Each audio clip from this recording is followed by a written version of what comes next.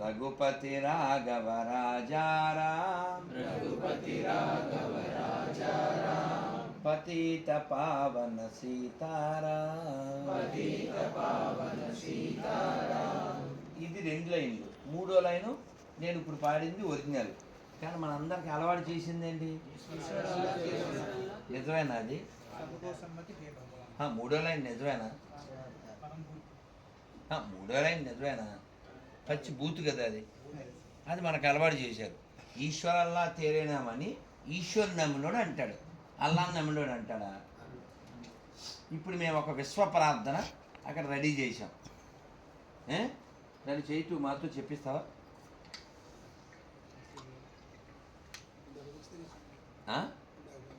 అదే అదే అన్ని మతముల వారు చెప్తున్నాను. దాన్ని మనం అందరికీ అలవాటు చేస్తే వాడు మనిషా కదా తెలిసిపోద్ది. ఒక హిందువు ఆనందంగా ధైర్యంగా చెప్పగలిగేది అది ఓ ముస్లిం క్రైస్తవుడు చెప్పగలిగితేనే సెక్యులరిజం గురించి మాట్లాడాలి. చెప్పు తెగుద్ది, ఆ విషయం ఇప్పుడు తేలుతుంది. వసుదైక కుటుంబం అంతా చెప్పండి. వసుదైవ కుటుంబకం. అన్ని మతముల వారు ఖచ్చితంగా చేయవలసిన విశ్వమానవ ప్రతిజ్ఞ. ముందుగా నేనొక మానవుణ్ణి, మానవుడిగా అంతరం చూపిస్తే నేను మానవుడిని అని చెప్పుకోవడానికి అనర్హుడిని.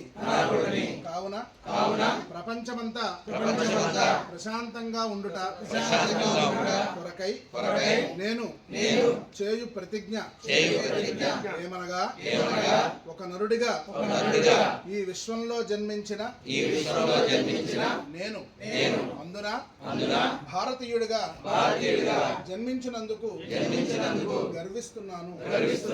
ఈ విశ్వంలో కోటాను కోట్ల ప్రాణుల్లో నాకు విచక్షణను ఇచ్చి నన్ను సృష్టించిన ఆ సృష్టికర్తకు ధన్యవాదాలు తెలుపుతున్నాను. నాకు ఈ భూమి మీద ఎదుటి వ్యక్తి కులంతో ప్రాంతంతో భాషతో మతంతో స్థాయితో పార్టీతో సినిమా అభిమానంతో సంబంధం లేకుండా ఎదుటి వ్యక్తి మంచివాడు అయితే చాలు, అతడిని నేను ప్రేమిస్తాను, మనిషిగాను గౌరవిస్తాను. ఈ ప్రతిజ్ఞను వ్యతిరేకించినచో వాడు మనిషి కాదు, సమస్త మానవాళికి ప్రమాదం కూడా. మనిషిని మనిషిగా మాత్రమే చూడాలి. అదే గొప్ప ధర్మం, అదే గొప్ప మతం, అదే గొప్ప మార్గం. సర్వే జనా సుఖినో భవంతు, విశ్వజనా సుఖినో భవంతు. భారత్ మాతా కీ జై. భారత్ మాతా కీ. ఫస్ట్ టైం చాలా బాగా చెప్పించారు అమ్మాయి ఎప్పుడా.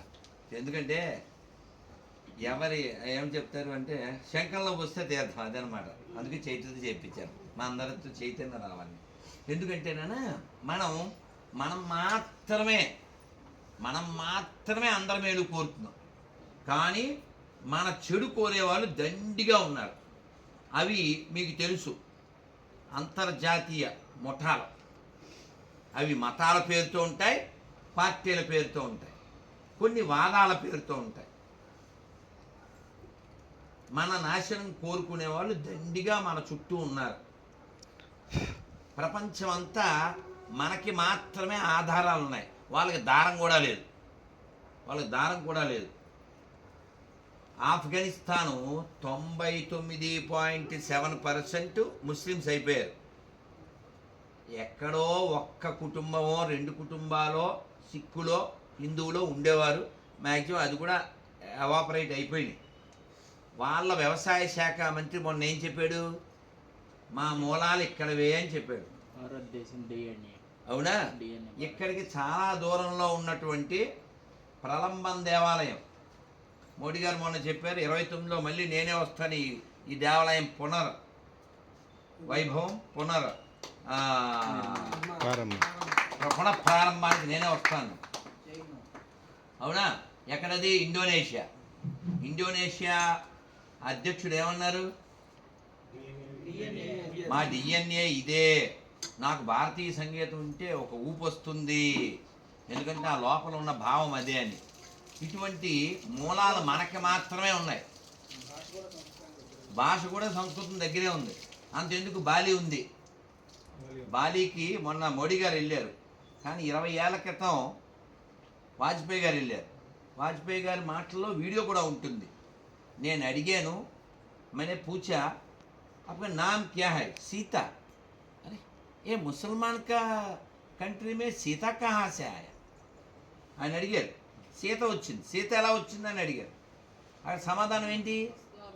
వాళ్ళు చెప్పిన మాట ఏంటంటే, ఇస్లాము ప్రవేశించక ముందే ఇక్కడ రామాయణం చెప్పబడింది.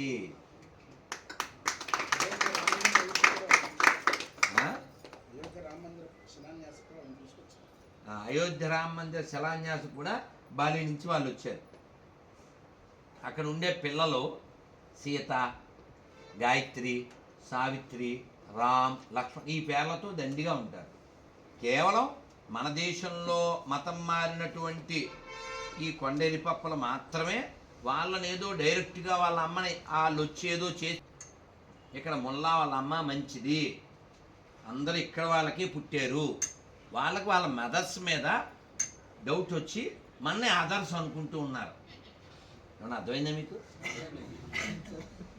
అర్థమైందా? కాబట్టి మీరు చెప్పాలి.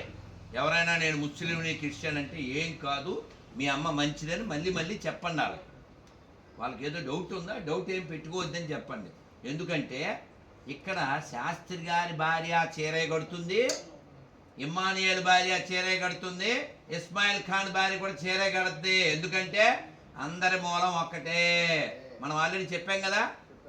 ఒకసారి మీరంతా చెప్పండి. James father Jackson, Jackson father Gibson,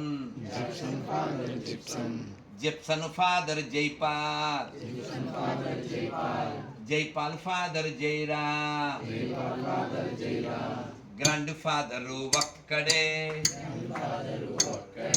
గతమంతా మనదొక్కటే, grand father ఒక్కడే, గతమంతా మనదొక్కటే, ఇది మన దేశం, ఇది మన దేశం, ఇది మన దేశమునన్నా, ఇది మన దేశం, ఇది మన దేశం, ఇది మన దేశం కన్నా, ఇది స్వర్గము కన్నా మిన్నా, ఇది స్వర్గము కన్నా మిన్నా, వేషభాషలు రూపురేఖలు, వేషభాషలు రూపురేఖలు, మతభేదాలెన్నున్నా, మతభేదాలెన్నున్నా, మనమంతా ఒకటేనన్నా, మనమంతా ఒకటేనన్నా, మన గతమంతా ఒకటేనన్నా, గతమంతా ఒకటేనన్నా, ఇది మన దేశం, ఇది మన దేశం, ఇది మన దేశమునన్నా, ఇది మన దేశం, ఇది మన దేశం, ఇది మన దేశం కన్నా, ఇది స్వర్గము కన్నా మిన్నా, ఇది స్వర్గము కన్నా మిన్నా. భారత్ మాతాకి మనం అందరం గుర్తు చెయ్యవలసిన పనిని మనం మర్చిపోయాం. కాబట్టి వాడు దేన్నో నిజం అనుకుంటున్నాడు. మీరు లక్ష్మి అనే ఒక పని మనిషికి పులిహార పెడితే రిప్లై ఏమవుద్ది? లక్ష్మి ప్రసాదిస్తే డోంట్ టచ్ మీ, అవునా? ఇప్పుడు ఆ లక్ష్మి అనే ఆవిడ ఎవరికి పుట్టింది? హిందువులకి. కాబట్టే లక్ష్మి కదా. భాగ్య ఎవరికి పుట్టింది? సతీష్ కుమార్ ఎవరికి పుట్టాడు? అనిల్ కుమార్ ఎవరికి పుట్టాడు? సాంబశివరావు ఎవరికి పుట్టాడు? మాస్టర్ రాంబాబు ఎవరికి పుట్టాడు? తండ్రి సన్నిధి ఎవరికి పుట్టాడు? తండ్రి సన్నిధి అంటే తండ్రి ఎవడో చెప్పడాడు, వాళ్ళ తండ్రి చెప్పడు, వాళ్ళ పీస్ తండ్రి చెప్పడు. అసలు ఆ పదం వాడకూడదు వాళ్ళు, ఎందుకంటే వాళ్ళకి భయం కలిగించే పదం అది. ఇప్పుడు నిన్న మమ్మల్ని సినిమాకి తీసుకెళ్ళారు, రావు బహదూర్ అని. ఆ సినిమా మొత్తం చివరిలో తేలింది ఏంటంటే, ఆ రావు బహదూర్ అనేవాడు నల్లగా పుట్టిన కొడుకుని ఆడు నా కొడుకు కాదని ఫీల్ అయ్యి వాడిని ఏదో చేస్తాడు. ఫైనల్గా చెవి దగ్గరికి వచ్చి ఆడి భార్య చెప్పుద్ది, నీ పెద్ద కొడుకు నీ కొడుకు కాదు అని. ఆడు ఒరిజినల్ అనుకుంటాడు కలర్ చూసి, కానీ ఆడు అసలు కాదు, అది వేరే విత్తనం. మళ్ళీ డాక్టర్ వచ్చి చెప్తాడు, ఒరే నువ్వు మీ నాన్నకి ఒరిజినల్ కొడుకు కాదురా, నేను ఎక్కడి నుంచో తెచ్చాను. అసలు మాకు మొత్తం సినిమా అయ్యాక వచ్చేటప్పుడు మేము అనుకున్నది ఏంటంటే, ఈ సినిమాకి అసలు ఈ రావు బహదూర్ అలాంటివి పెట్టకూడదు, విత్తనం ఎవరది పెత్తనం ఎవరది, అది టైటిల్ పెట్టాలి. ఇలాంటప్పుడు చెప్పడండి వేరే గొప్పం, అయినా మేము చెప్పాం అప్పుడప్పుడు బీవీ. సో విత్తనం ఎవరిది పెత్తనం ఎవరిది. నాకేమనిపించిందంటే, ఇప్పుడు చింతలు వెళ్ళరా పిల్లరావే డూండి కూతురా, మీ నాన్న ఏమని పిలుస్తావే? మీ అన్న ఏమంటాడు? మీ నాన్నే వరే మీ నాన్న నువ్వేమంటావు? మరి మీ నాన్న నువ్వేమంటావు? డాడీ. Right, okay. సో మొత్తానికి మీ నాన్ననే మీరు నాన్న అనో డాడీ అనో పిలుస్తారు కదా. ఎందుకు పిలుస్తారు? మేము నాన్న అనే పిలిచేవాళ్ళం, కొందరు నాన్నగారు అని పిలుస్తారు, డాడీ. ఓకే. సో మనకి నాన్న ఉన్నారు కాబట్టి, నాన్న ఎవరో తెలుసు కాబట్టి మనం పిలుస్తాం. ఈ ప్రశ్న మనం ఎవరైనా మీరు కావాల్సి నా సెల్లోకి వచ్చి, ఇగో నా సెల్లోకి వచ్చి జస్ట్ మీరు చూడండి, కాంటాక్ట్స్లోకి వెళ్ళి నాన్న అని కొట్టండి. కొడితే చూడండి, నేను వచ్చి 19 వచ్చింది. ఏమొచ్చినాయి? ఇగో వీడికి చాలామంది నాన్నలు, అందుకే వీడి పేరు చెప్పలేకపోతున్నాడు.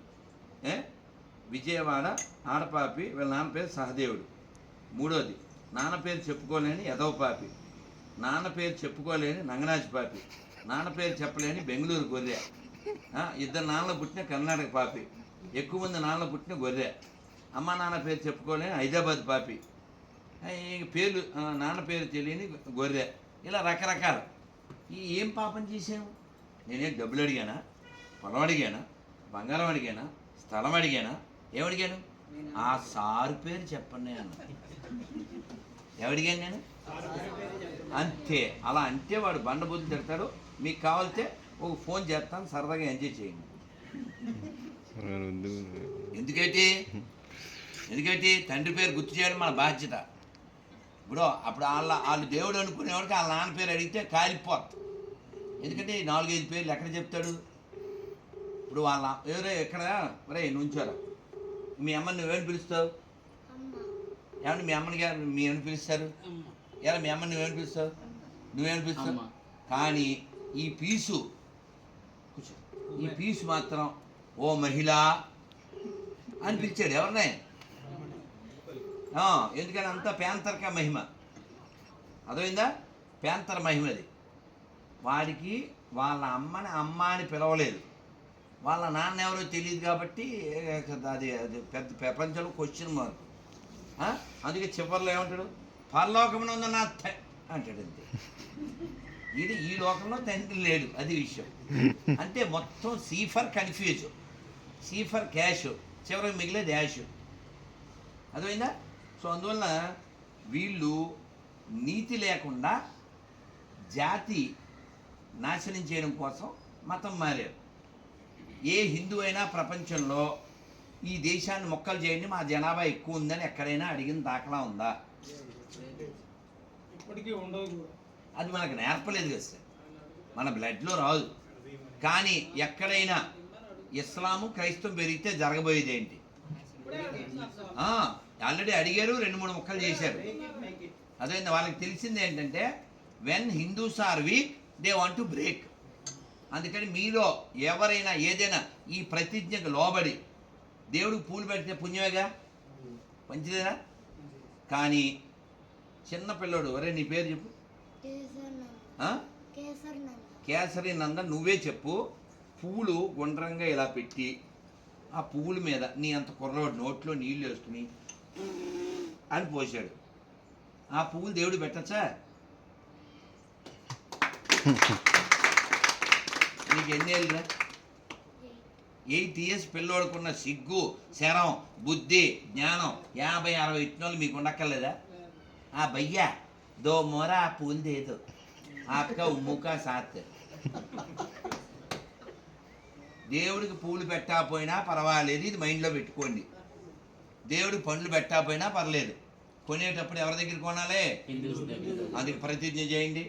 ఈ భారతదేశంలో, ఈ హిందూ రాష్ట్రంలో, ఈ ఆర్యావర్తనంలో, ఈ ధర్మభూమిలో, ఈ కర్మభూమిలో, ఈ పుణ్యభూమిలో, ఈ వేద భూమిలో, ఈ ఋషి భూమిలో, ఈ దేవభూమిలో హిందువుగా జన్మించిన నేను, హిందువుగా జీవిస్తున్న నేను హిందువుల దగ్గరే కొంటాను, హిందువుల దగ్గరే తింటాను, హిందువులాగే ఉంటాను.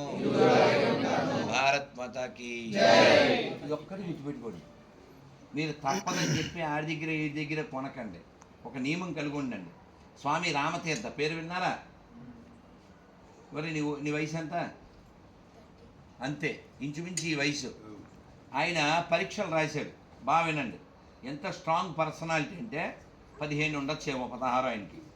పరీక్షలు రాశాడు. అన్న 5 నిమిషాలు తిరుమలరావు ఈ లోపల ప్రసాదాలు